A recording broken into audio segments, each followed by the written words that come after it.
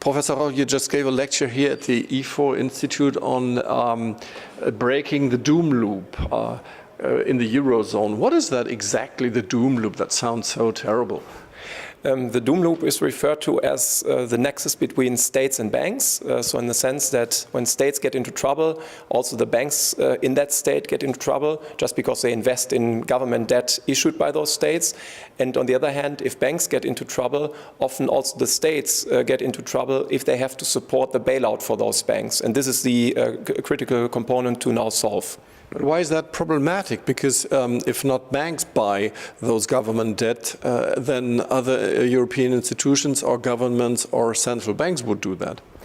So at this point of time, there are strong incentives for banks to invest in government debt, rather investing in other assets. And this has to do with the numerous privileges that government debt enjoys for banks and also for insurance companies. So therefore, these privileges have to be watched very carefully. In my view, also have to be re-regulated.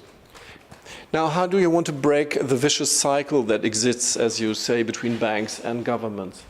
So what is very important is that banks need to diversify their portfolios more. It's not advisable that they keep all their eggs into one basket, and this means they should not keep only the debt of their home country in their balance sheets. So therefore, any incentive or maybe even any hard constraint to curb those investments is very important. In my own suggestion, it is that banks should diversify their portfolio across Europe, and they should be induced by not being required to hold capital charges as long as they keep the capital key of the ECB also in their investment decisions in various European countries.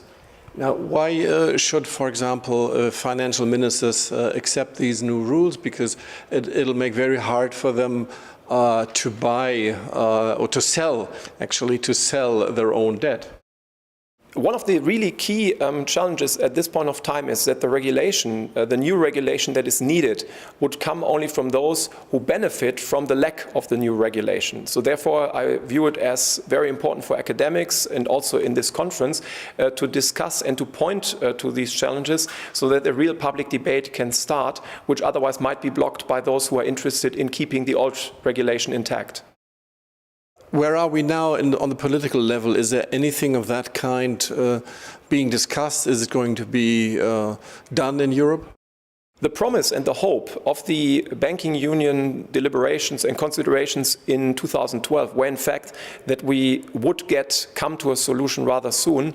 Now it's 5.5 years later and we have not actually come to a solution. So therefore we need to keep the pressure up to really think even more strategically about this, given that the problem, in my view, has even become worse than better over those 5 years. Thank you very much. Thank you.